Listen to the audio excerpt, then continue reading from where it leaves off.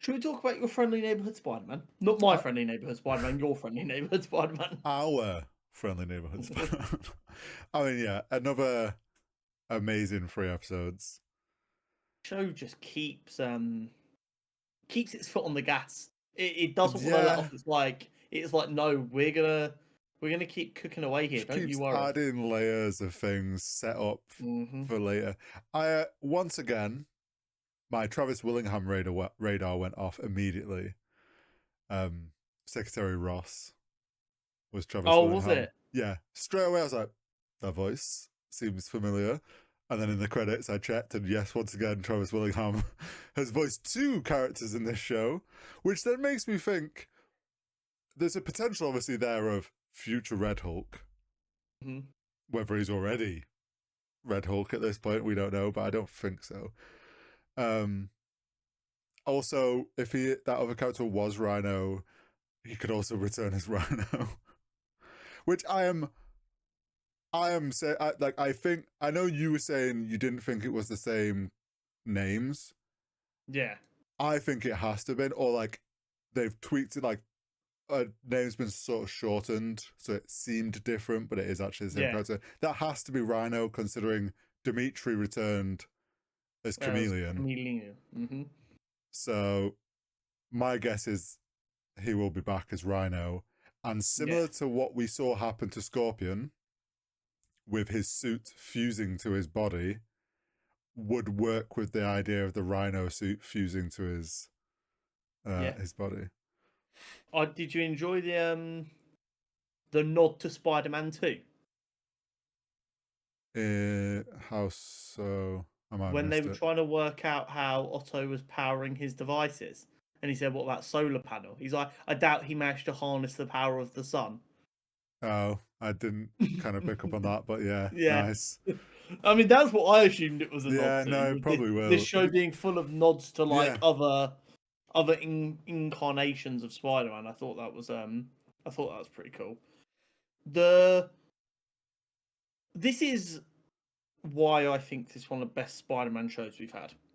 okay. Similar to Spectacular Spider-Man, it's managed to capture the essence of the people in Peter's life and the fact that Peter does have a life outside of Mm-hmm. Spider-Man. And it is just this constant struggle of trying to balance them and not Yes. let anyone down and striving to be perfect and never being able to be because you can't physically stop all of the crime in New York. And you got to remember in the Marvel world as well, crime in New York is even worse because anyone can get their hands on like in what would be considered in our world a weapon of mass fucking destruction. Yeah. Um, and But also like not bail on your friends for a party or a trip to the cinema or a night in or anything yeah. like that. And I like Spectacular Spider-Man did a good job of it. I don't think any show has nailed that part of it as well as this show has. Yeah, like, and they've also I like that they've essentially addressed it already. Like, they were showing us that he was struggling, but then we got the breaking point this week where he to Aunt May is like, I'm struggling to not let everybody down and fail. Like, they're just like, okay, we've been showing you, like, look, he really is struggling with his life. Meanwhile, like you say, criminals got their hands on gamma powered weapons of destruction. Yeah, it's just not ideal, is it? No. So yeah, I'm enjoying that side of it, like you said, where they're balancing this 2 sides of Spider-Man and Peter, and like how he's trying to learn because he's still quite new to all this, and also balances everything else at the same time. The other thing that's really impressed me is the way they're treating the Norman Osborn story. Because Hmm. anyone who's like really interacted with Spider-Man substantially pre-MCU is very well aware that Norman Osborn is the Green Goblin. Yeah, it's like we said last week. We feel it feels weird him not being Green Goblin right now. However, if you were like 3 years old in 2008, so if you were born like post 2005, and your entire Marvel life has been the MCU, Hmm. you might not be as aware that Norman Osborn is the Green Goblin. Maybe. Which means they're kind of They know that we are going to enjoy the slow burn, Yeah. and they get to drip feed little bits to people who might not instantly know that Norman Osborn is always a bad guy. Mm-hmm. And they're starting to build that a little bit with like Daredevil, who we know is a hero breaking into Oscorp. It's like, and then him not really giving a fuck about Peter during the fight with Scorpion because Yeah. he's just trying to work out where Otto is. To the Goblin Glider coming to save Peter, Mm-hmm. and him selling that Oscorp is essentially working on a bunch of equipment and prototypes and God knows what for the army post Sokovia Accords. It's Mm-hmm. like they're setting up very nicely that Norman is going to be a big problem. Also, like the thing that really, because obviously we got the tease of the glider, which straight away I was like, no way he's already coming in as Green Goblin. But then it's like just the glider. I was like, oh, we are seeing the beginnings. Yeah, Um, the other thing that like really stood out to me was his when he's talking with Peter and he's like, with great power. I was like, surely they're not going to have him say the line and goes, comes great respect. And if you don't have respect, you have no. And I'm like, oh, this shows his kind of moral compass is not actually in the right place with Peter. Um, and I think Peter's sort of like doesn't realize it, but he's questioning it. Um, but like I think at the moment they're showing that he's kind of just thinks he's failing. He's not necessarily like picking up on that maybe Norman Osborn's not got the right intentions. exactly. Um, And that's the beauty because, and again, I know I've made the joke before that Spider-Man fans are only happy when Peter's suffering, mm, but that does set it up perfectly for Peter to beat the shit out of himself afterwards hmm for not realizing sooner and all of the pain and discomfort that Osborn has caused ending up biting him in the arse and so on and so forth. I see the future being a case because obviously Norman's pushing him. He's like, you need to not stop pulling your punches and holding back. Which obviously everyone, people that know Spider-Man know his strength, so he always pulls his punches because otherwise he would kill a man. I found I that go on. I found that comment very interesting because he'd been fighting Scorpion in that episode Hmm. and the infamous Superior Spider-Man where Otto was in control of his body and he doesn't pull his punches. It's Scorpion whose jaw gets punched Oh, clean is off, it? which is when Otto realizes why Peter always pulled his punches. So I found it very interesting that that was That's cool. mentioned Yeah. after a Scorpion fight. I wonder if like Norman's gonna push him to obviously like stop holding back. And I think Peter's kind of gonna listen to it because he thinks he's failing Norman and he's failing like he's not doing a good enough job. I wonder if he gets in another fight with Scorpion again or someone else, isn't pulling his punches and like um Tombstone, I forget her name is Lonnie. Lonnie. My thought is like, does Lonnie show up and like in the midst of a fight when he's not pulling his punches, he hits Lonnie and like really hurts him, and then that makes him go, "Wait a second, I'm not doing the right thing anymore." It's Like very possible. because that would then because it's his friend, then that adds into their whole Pete has to suffer. Um, I really I've also enjoyed Daredevil being in this though this week, yeah, and I it was think Charlie it was Cox. I think it was a very tidy way to do a cameo. I don't Mm-hmm. know if there'll be any more of this season or if we won't see him again until next season or what. But I think that's a very tidy way, again, just to make the world feel lived in. Mm. I think we might see him again because of the way he was looking into Norman. Um, maybe in a case of like Peter, maybe it's down the line a bit, and he realizes Norman's not good, and he has something for Daredevil or wants to ask him something.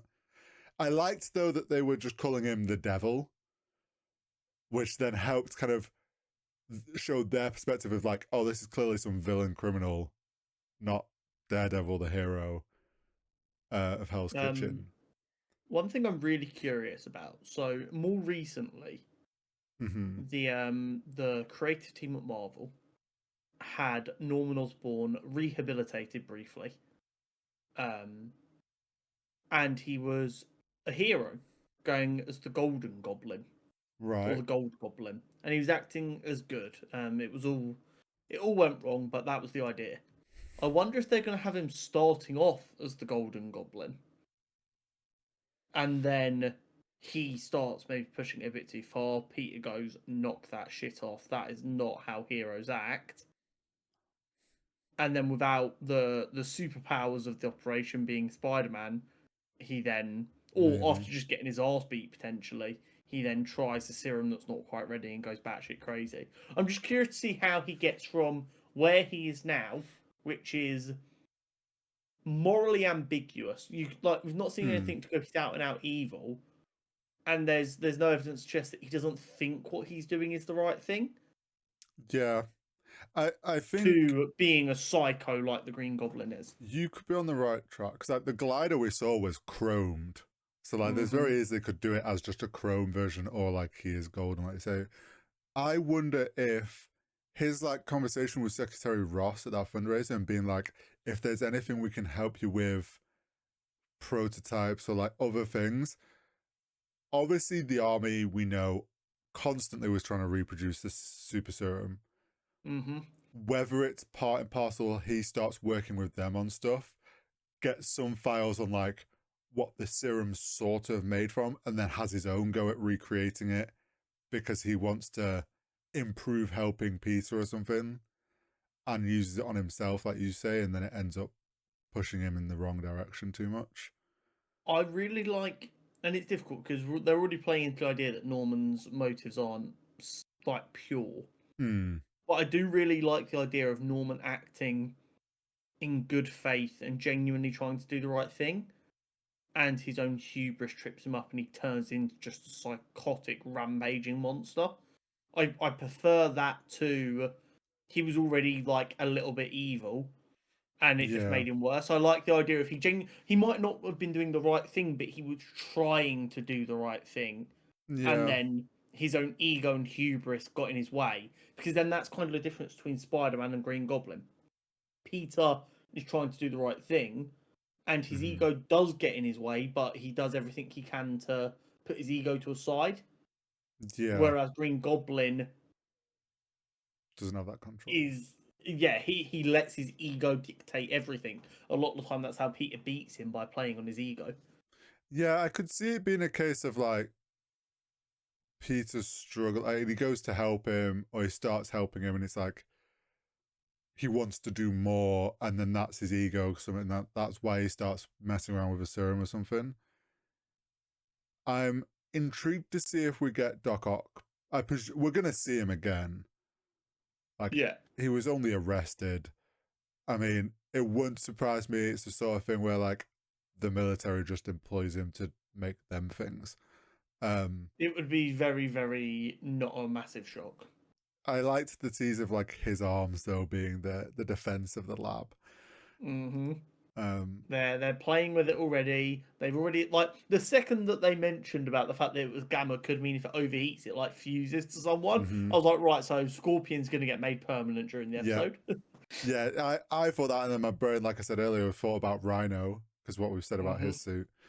Oh yeah, like Exactly. That they've set up the perfect excuse for mm-hmm. anyone to get trapped in their suit, and then they're like that forever. It also could lean into maybe something that adds to what happens to Lonnie to Yeah. become Tombstone. Bearing in mind the way that Tombstone works, being like incredibly tough skin, basically impenetrable, like on a normal level, not like a Luke Cage level. Yeah. I can only assume they're all going to have that be like via some kind of tech or something that Hmm. gets used to him.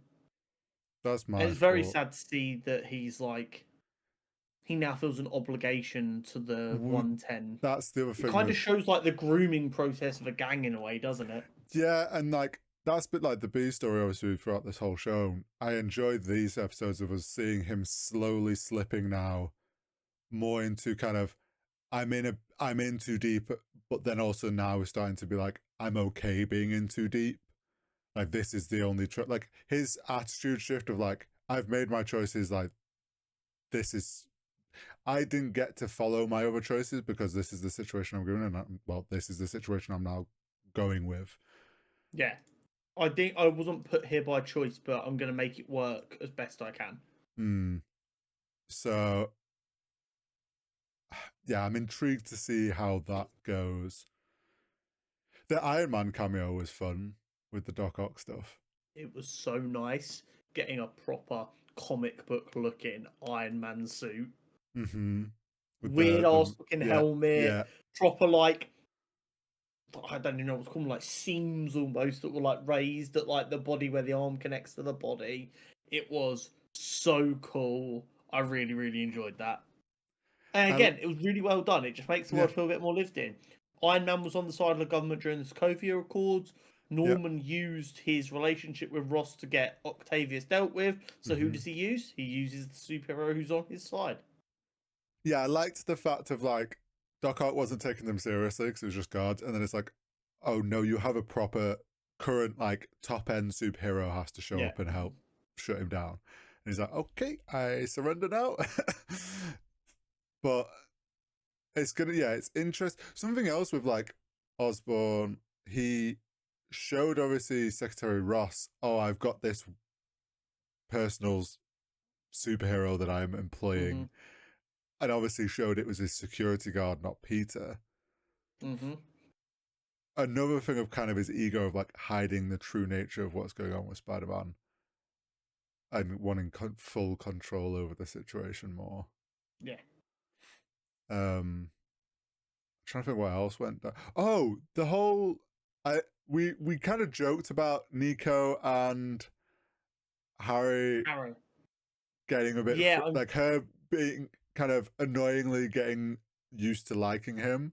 I like Yeah. that they've already started that she's kind of realizing, okay, maybe he's not this stuck-up content creator. The race, something is got like she's got to be somebody. Yes, she is. Okay, because we were Um, thinking she wasn't, right? No, it was a name I recognise, but I'm not too familiar with.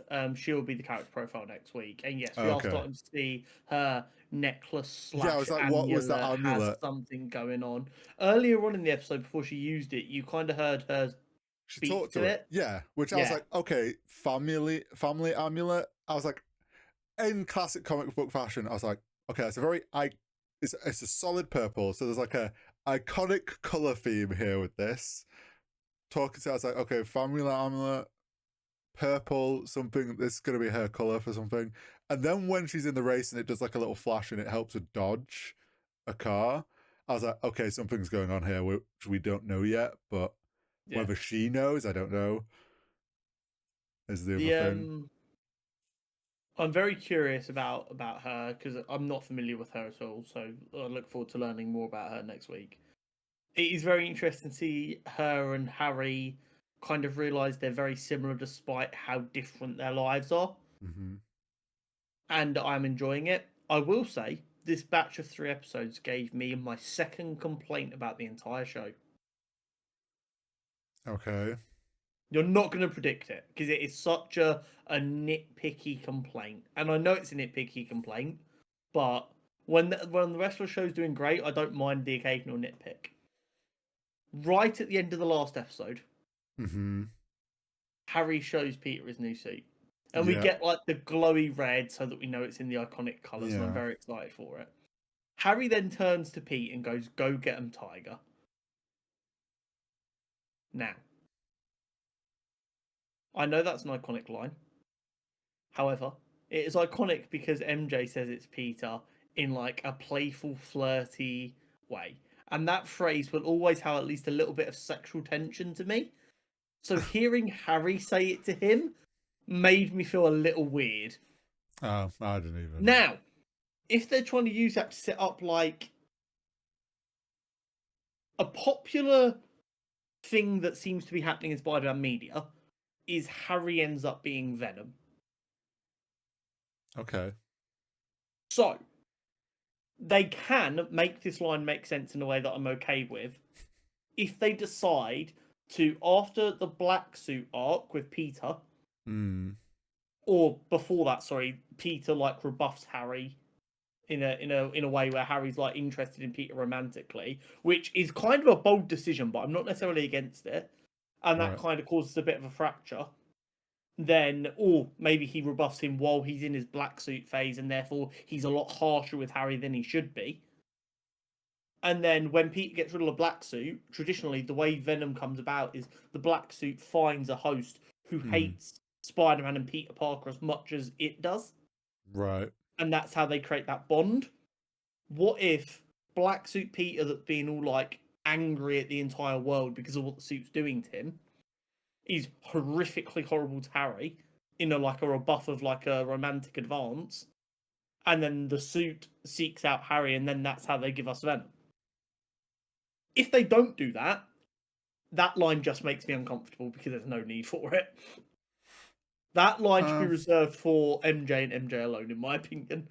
Or Fair. I mean, I another didn't. superhero like Johnny Storm saying it mockingly to him after MJ has said it. I get that. I mean, they obviously aren't. It didn't It just, work to me. sometimes in a show or something, there's like a line or something where like you just go like that, and you're just like, oh, that was a bit weird. That was my neck almost fucking snapped when it happened. I was like, oh no, that was weird. I didn't like that. Um, But other than that, the show's fucking great. And like I said, I know it's nitpicky as hell, and the majority of people won't care.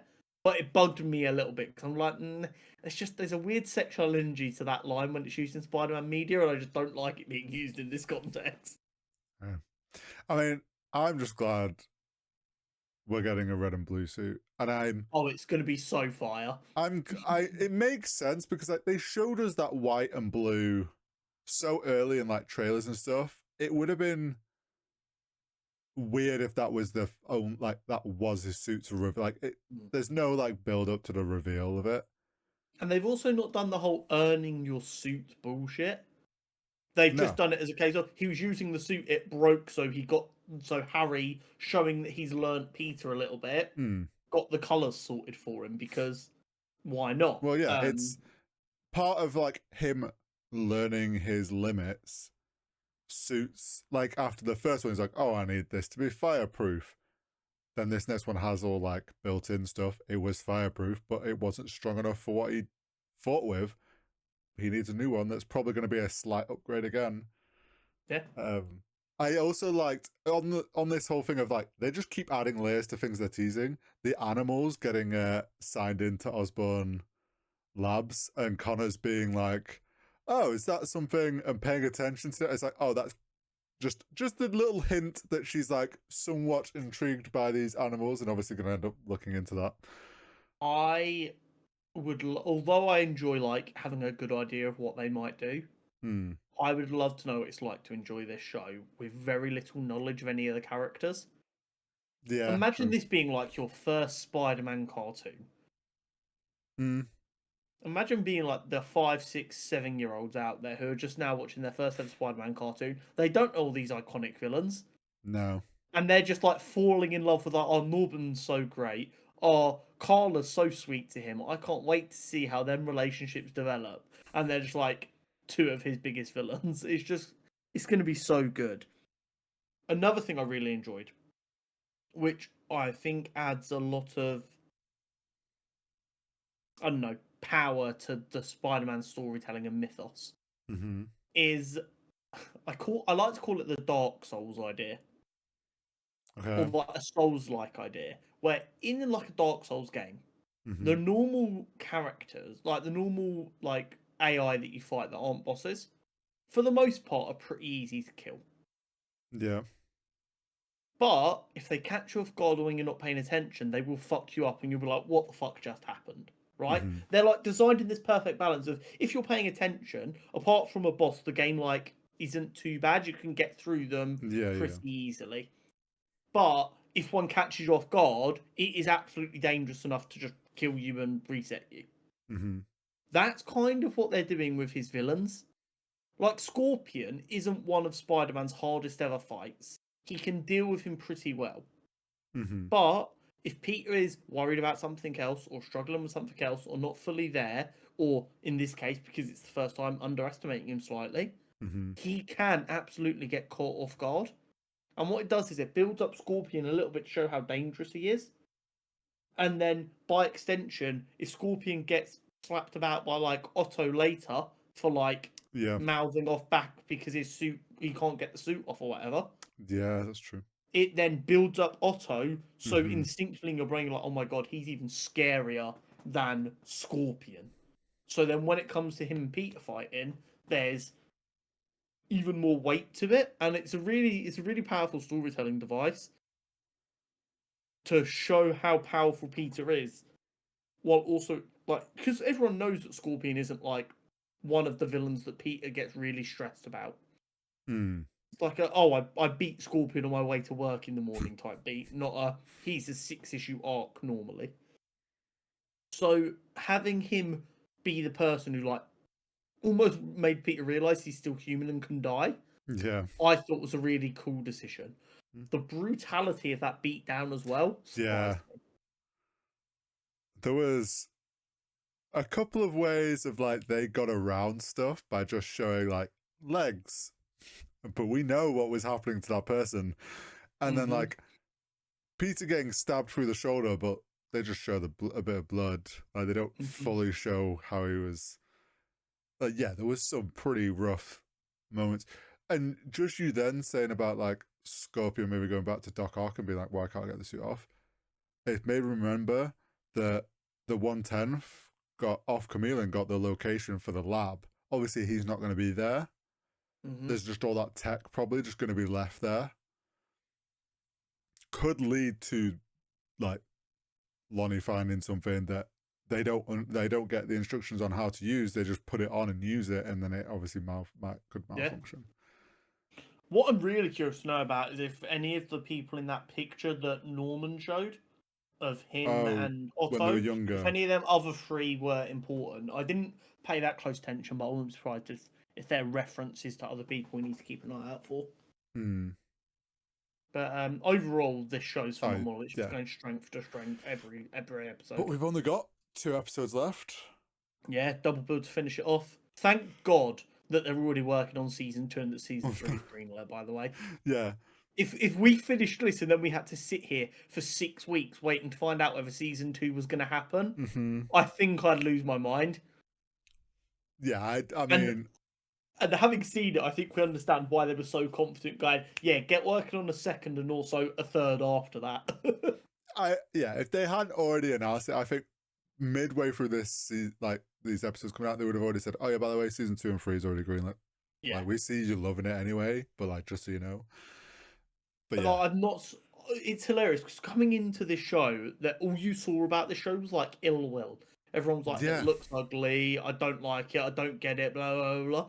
Since it's come out, I've not seen a single negative thing. Everyone's like, "Oh, this fucks hard," you know. Yeah, I think people, like, I guess we're just going in thinking, "Oh, it's going to be a subpar story, and then it's this animation style that we're not so keen on, so it's going to be bad." Whereas it's actually a really great story. They're doing some great stuff with like setting characters up and different, and like giving us loads of stuff that we want. And then it's like, okay, the animation style might not be your favorite, but you're going to be enjoying the story enough that you can kind of overlook that. And then for those that it works really well. Yeah, and those that do, like somewhat enjoy the animation style are like, oh, this just collectively is a great format, like what they're doing. Do you know what? I forgot to mention it earlier, but do you know what really like stood out to me as to why I love this animation style and how effective it is as like a comic book imitation? Go on. Pearl's hair. So Pearl's hair is jet black. Yeah. But to like give it depth and shading, they're using the light blue. Yeah.